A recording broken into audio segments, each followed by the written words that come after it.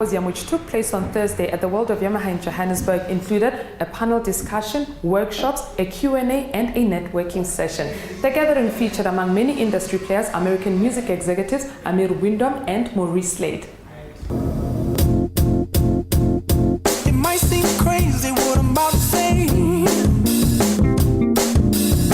Sunshine, she's here, you can take a break.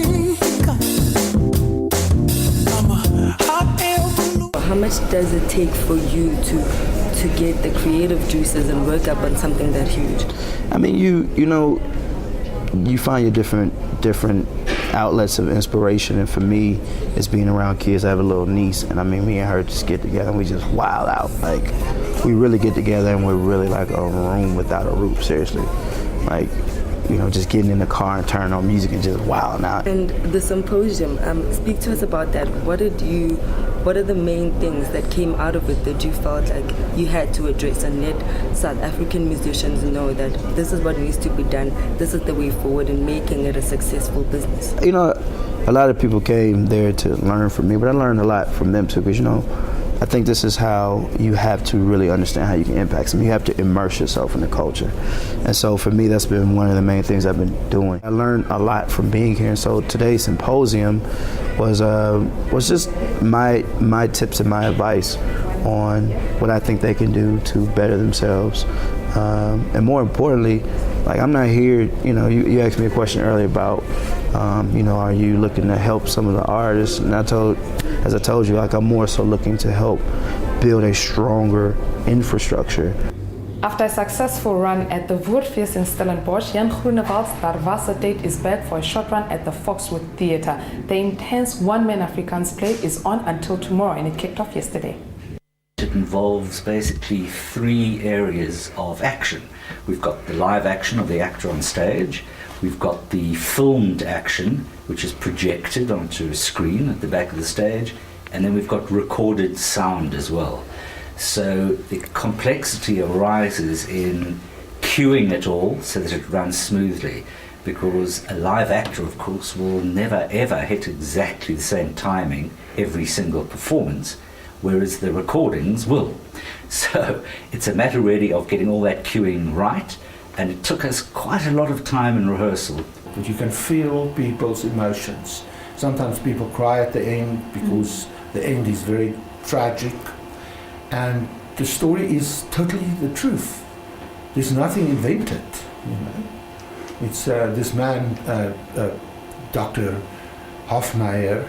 He came to Johannesburg and he worked in a transport company, and he became richer and richer, and he got 5 or 6 honorary doctorates from universities all over the world. In an effort to showcase how different forms of art can change the viewer's reality, Absolute Vodka hosted the Absolute Black Box Party in Newtown yesterday. Their Transform Today global campaign also included real-time exhibitions by transformative artists. We're featuring Khocha, who is a graffiti street artist very known here in Johannesburg.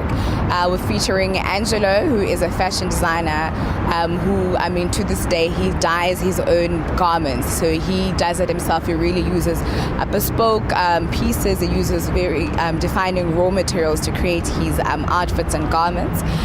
We'll also have Stu Shapiro, who says he's not a photographer, but he just captures loud and noisy moments in people's lives, so he'll be doing the capturing the photography there, and then we'll also have a big giant black box where consumers can actually walk in, put on these goggles where they'll really see at first person's view how to really transform in different forms of art.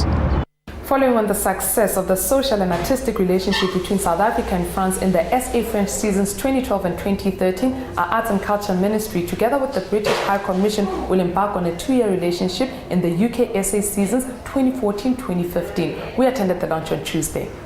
Last year, we took more than 1,000 South African artists to France, and we've seen the tourism figures increase between France and South Africa.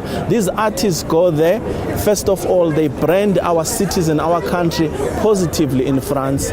Secondly, also it's gainful employment for them. So now we're engaged in a 2-year relationship with the United Kingdom, the SAUK seasons, and we expect more of the same. We're starting with the people, and we're starting with the art and the creativity, and we're feeling the issues come through, but we see you as a facilitator. We want to create open spaces for these debates to take place within the creative sector, but as the British Council, we're about creating the open forum, not necessarily addressing those issues. We trust those artists will address those things, and we think that there's a growing understanding of how the creative sector and the arts and culture are part of a human right, not just with economics and housing and food. It's about how we express ourselves. It's really important that we can all do that freely.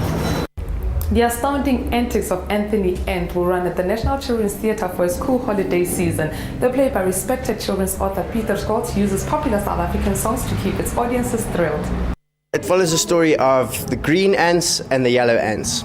So there's this whole racial issue between them.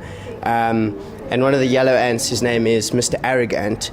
He comes up with this plan to get rid of the green ants with this drop of poison that he finds in an old can of like gloom. That's the main message about it, is that it doesn't matter whether you're green or yellow, it's what's inside that counts. This is one of the first shows I've done where we've incorporated like a lot of local music into the actual show. I mean, Jika, we've got Special Star and everything. It's Via Orlando, and the kids, as soon as they hear that beat, they go crazy.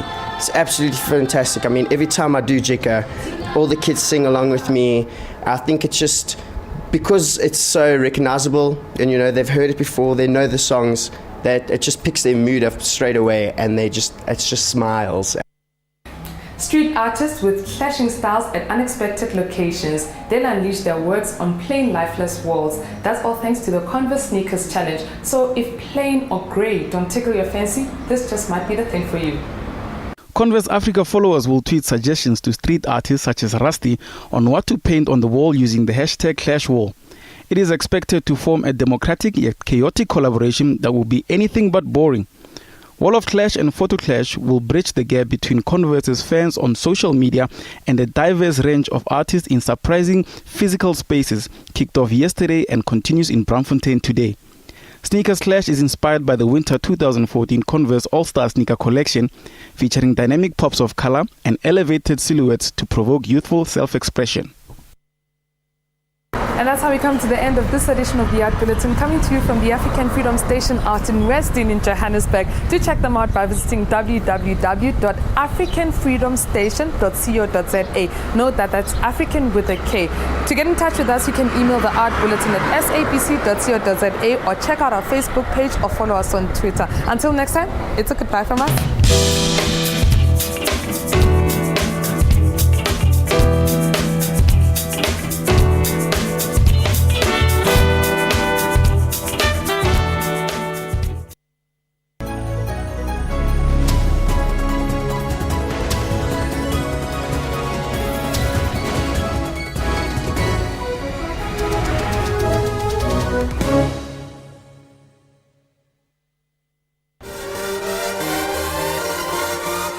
Mercedes-Benz is all what you can expect from a lifestyle brand itself.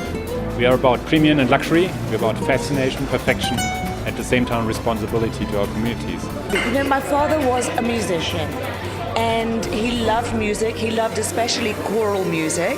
Now as a person of color, you can't hit on her like, hello nice.